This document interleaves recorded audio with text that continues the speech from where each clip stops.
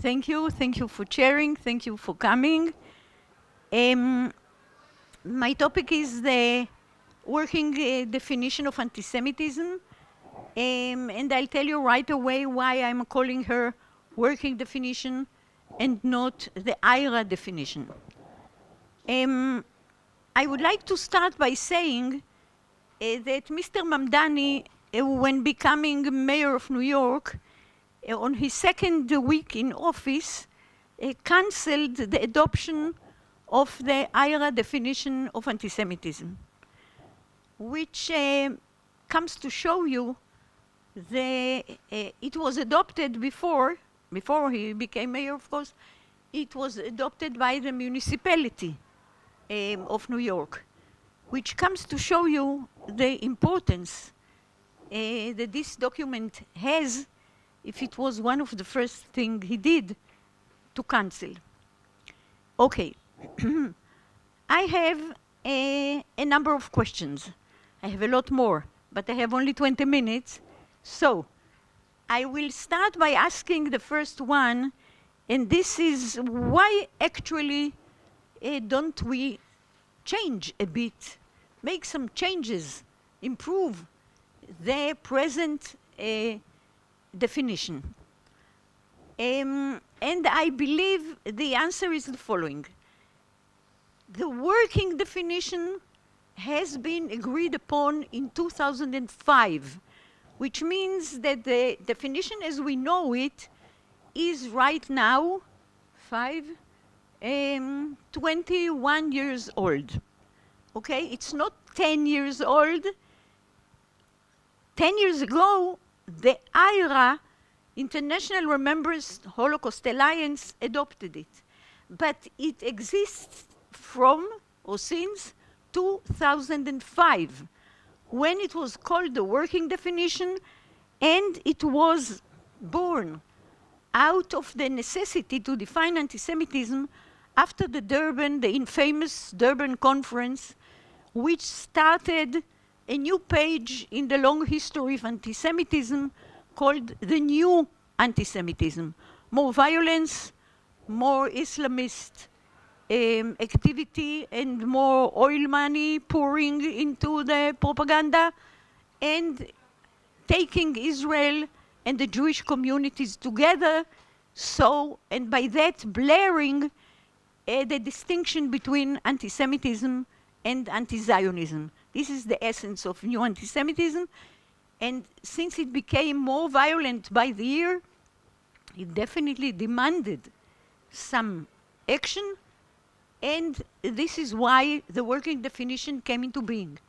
Now, you can find the definition of antisemitism anywhere, in any lexicon, any encyclopedia. But this one, what makes it distinct is, I'll wait a minute for them to close the door.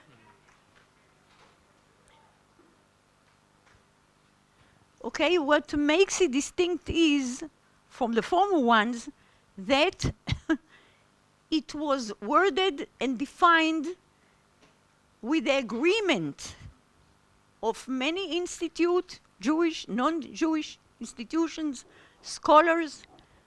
I was one of them, and we all sent suggestions, materials. It was negotiated among all, and until we came to agreement that this is the document, and it has been first adopted in January 2005 by the OSCE, Organization of, hi Meng, she came all the way from China. By the Organization of Security and Cooperation in Europe, one of the major institutions. So, why do we need the IHRA? We have the working definition since 2005. But what happened was that in 2013, the definition, which was on the site, on a proper site of the UN branch, EUMCE, in 20 languages, was taken off. So we were looking for another host, and we found the IHRA, as we said, International Holocaust Remembrance Alliance, and it was adopted there or by them unanimously, 31 countries in May 2016. It is the same one worded and defined in 2005. We were three who made a few changes, which I'll show you, but it is the same. So, Kinderlach, in order to change it, you have to have the agreement of all those who made it, and to have the agreement of many Jewish organizations is not exactly an easy task. And coupled with non-Jewish ones and scholars, it's not to be changed. And I have one more argument why it's not to be changed, and I'll tell you about it at the end. Okay. So far, it has been adopted by 1,245 entities, universities, religious institutes, 47 governments, municipalities, sport clubs, etc., etc. It's quite a number. Internationally, 1,245. We have a survey every year to see how many. Now, let me just show you. I'm sure you all know it. I just want to show you that this is it. Rega. Yeah. As you see, the title, then you see that it is in the spirit of the Stockholm Declaration, which is what founded the IHRA. Then you see a box, yeah? And this is something that we did in 2016, okay, to have the proper, the wording of what is anti-Semitism. As you see, a certain perception of Jews, maybe expresses hatred, etc. Then you have a few principles. We are not going to read it, Chevra. You have to read it on your own if you haven't yet. And the manifestations include the targeting of the State of Israel conceived as a Jewish collectivity. Please pay attention to that. However, criticism of Israel similar to that leveled against any other country cannot be regarded as anti-Semitic. Okay, we are to be blamed for all that goes wrong. Then come examples. The first three ones are classic anti-Semitism, killing, harming, myth about world Jewish conspiracy, etc. Then come three about the Holocaust, denying the fact, the scope, etc. And then come four from this one, accusing Jewish citizens of being more loyal to Israel, denying the Jewish people of the right, applying double standards, and using symbols and images associated with anti-Semitism, classic, and also the next one with the Nazis. These comparisons are no doubt anti-Semitism. Okay, I wanted to show it to you in short, and to go on to my second question, and this is one of the principles says specifically, very emphatically, this is a non-legally binding document. It is non-legally binding, which means you cannot go to court and say, Mr. Judge, I've been harmed in this and that way. Here is the definition. What has been done to me is anti-Semitism. Please punish. You cannot do that. But the question is, if it's a non-legally binding, what's the use of it, actually? And the use is that since 1994, the UN,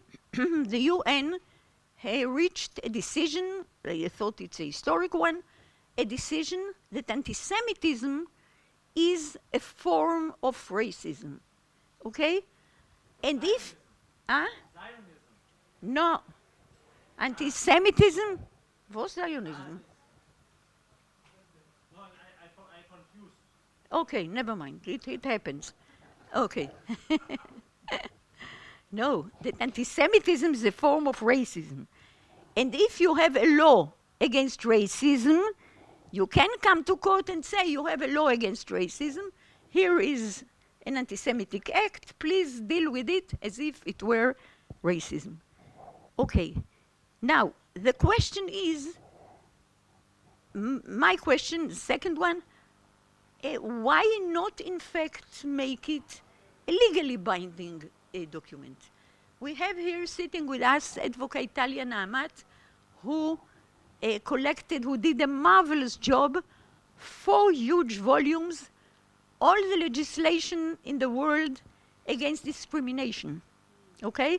And I highly recommend it according to the continents, also international treaties, all against discrimination.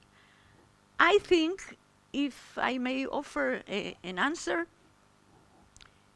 that making it legal is a bit too much, because it will work against us. They will say, haha, only the Jews have a law, you cannot speak against them and you will be punished, and it will be a boomerang. It will be a two-edged sword. So I think that we are fine going on with the definition as a non-legally binding one, even though in some places, some states in the United States, for instance, have made it a legal tool. Okay. So it is being adopted, which means a kind of recommendation, okay, and not something that you impose on legally. Yeah. Then I would like to ask, why do we need, in fact, I'm coming back to you, why do we need, in fact, the 4 points I showed you? I showed you the examples. Classic ones, 3. Holocaust, 3. Anti-Zionism, 3. And one more general one, double loyalty. Why do we need these 4 points against about anti-Zionism, or about when anti-Zionism is anti-Semitism? And this is one, I will come to it in a minute, one that got most of the criticism against the definition, because, as I've told you, it was born, the definition was born in 2005 after the Durban Conference that blurred the distinction between anti-Zionism and anti-Semitism. So you had to have some kind of definition when anti-Zionism is actually anti-Semitism, and we came to these 4 points. And here I would like to say that what happens is that we have a definition that is going around with so many adoptions. It is 21 years old. It was born in a certain environment, in a certain type of anti-Semitism. Since then, so much has changed. Certainly during the very last years, anti-Semitism is so very different. And still we have the same definition carrying on its shoulders, born then, and defining actually still what is happening today. Okay? That's, I think, is a major problem. Think about it. It was born in a certain environment, in certain anti-Semitism. So much has changed, but the definition is still here. Okay, you know that whatever succeeds has opponents. That's for sure. So, during the last few years, we have some 2 suggestions for alternative definitions. One is called the nexus definition. I will not go into it. It was done or framed in a university in California. Its main edition, it's more or less the same. Its main edition is about Palestinians' right to self-determination. Okay. But there is another one, the Jerusalem Declaration of Antisemitism, and it has been signed, the text has been signed by some 500 scholars. Now, the question here is who exactly are those who led the writing, the framing of this Jerusalem Declaration? And when you look at it closely and you look at the general picture, those who wrote it, the leadership of these 500 is the same, is composed of the same people, the same few scholars. Some of them are ex-Israelis, I hate to say, who go against the uniqueness of the Holocaust and the uniqueness of anti-Semitism. And not only that, they are the ones who published on October 8th, already on October 8th, right after the 7th comes the 8th, that if the IDF enters Gaza, there would be a genocide.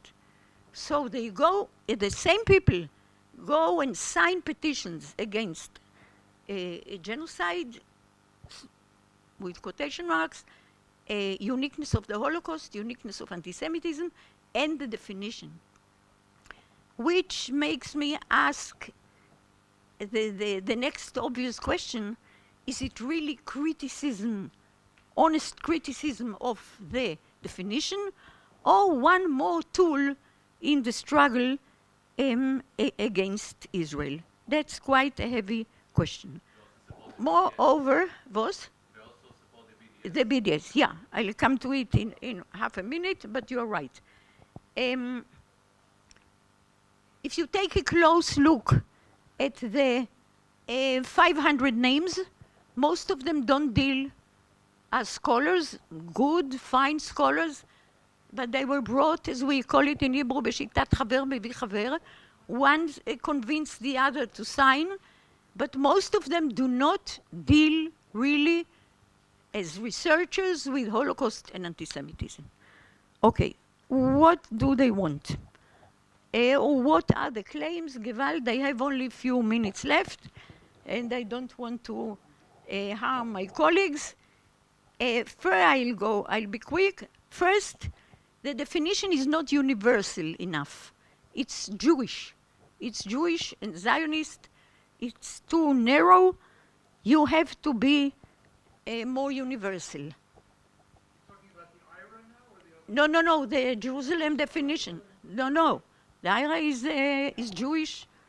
What they say about the IHRA is that it is too Jewish, too narrow, should be more, it should be more universal. But anti-Semitism has its uniqueness, which they ignore. Okay. Second very important point, they say that it goes against the freedom of speech. Freedom of speech, as you know, is a sacred value, certainly the United States, the First Amendment, but there should be a clear distinction between freedom of speech and freedom or not to be allowed to incite. Incitement or defamation are not exactly free speech and an opinion. There should be some limit between the two of them, and this is what the definition is trying to do. But what they say is that indeed what the BDS, you spoke about the BDS, colonialism, apartheid, racism, BDS, saying that Israel and their Jewish supporters are colonial, apartheidist, etc., racist, etc., is not anti-Semitism. This is what the Jerusalem Declaration claims, that it is not anti-Semitism. Why? Because they don't want to be labeled as anti-Semites. They want to be shown as liberals, idealists, etc. But this is definitely, we should definitely make a distinction between this and between freedom of speech and defamation and incitement.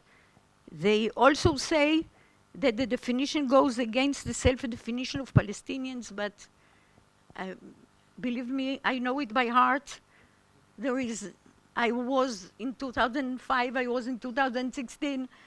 There is nothing that speaks about or that has any possibility of limiting their right to self-determination as much as they wish. 1 minute, Gewalt. Okay. So I will say the following. No, she's right, 1 minute. The Jerusalem Declaration is not being adopted by anyone because it doesn't really deal with anti-Semitism. It's not practical. It's supposedly academic, but actually, as we said, political. And if I have 1 minute, I will really finish by saying that, you remember I said I will come back to the beginning of why shouldn't it be changed. Even, let's say, it's not ideal, and it was framed and defined 21 years ago and should be changed or whatever. Even if it's not ideal, it is today a reference point, a tool that brings up awareness, that brings up the debate, that helps monitor anti-Semitism, even the anti-Semitism that exists today. And I will finish by quoting one sentence from an article, a very recent article of two young scholars, Reut Paz and Niklas Prech, who said the following: what began primarily as a tool for monitoring anti-Semitism has evolved into a political, symbolic, and legal reference point, reflecting broader positions on Israel Holocaust memory and democratic identity. Having become the most widely accepted framework through which that problem, anti-Semitism, is publicly, politically, and increasingly legally negotiated. And so we cannot change it, and we shouldn't. Thank you.